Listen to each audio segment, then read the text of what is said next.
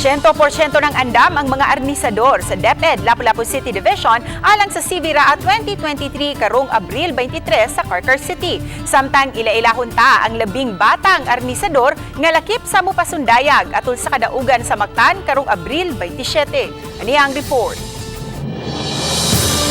Karong adlaw ang katapusang training sa 16-member team nga mga arnisador sa DepEd Lapu-Lapu City Division nga makigsangka sa ubang mga arnis players gikan sa nagkalain-laing mga tunghaan karong Abril 23 alang sa Central Visayas Regional Athletic Association kung CVRA adto sa Carcar City. Aron makafocus sa training kining mga batang arnisador, gitugutan sila sa DepEd nga mapaubos sa alternative delivery mode aron subsub ang ilang pagbansay-bansay sulod sa 15 ka adlaw.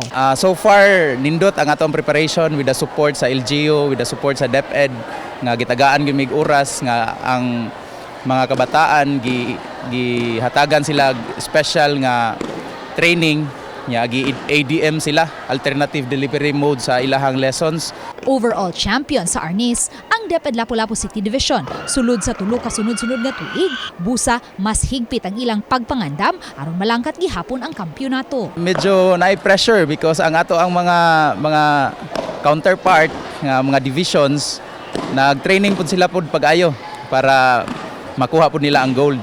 Gipasigarbo ni Junel Pipito, head trainer, nga sila si Maria Crystal Jane Sapio ug Maria Ella Alcoseba, mga produkto sa Paho National High School ug miyembro sa Philippine National Arnis Team. Makigsangka sila sa SEA Games karong Mayo 13 ngadto sa 15 sa Cambodia.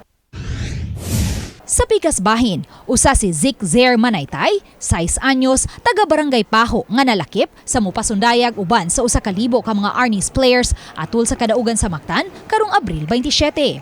Naaghat siyang magkat-on sa arnis tungod kay mga arnisador usab ang iyang mga igagaw. Gani, dihangkapin pa lang siya sa usa ka tuig.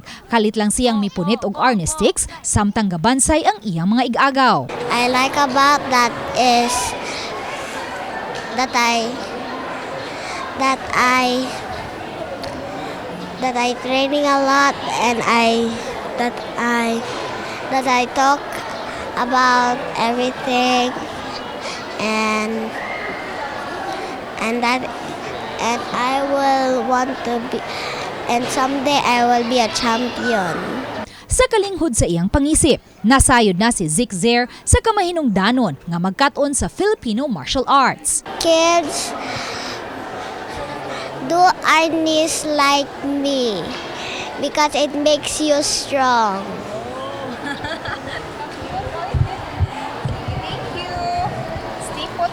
Ang iyang kahilig sa arnis, nagsalamin lang sa nagkadaghan ng mga babay nga mga arnis players. Gani, 60% sa 1,000 ka mga arnisador sa Lapu-Lapu City, mga babaeng tinunan. This is one of the ways nga atong ma-empower ang atong women. So labi na gyud ang atong pinakabata nga arnisador, babae siya. So makatabang ni siya sa mga kababayenan nga ma-capacitated nato sila. Uban ni Marlon Melgazo, ug Rod Prado, Luen Merondina. Balitang Misda.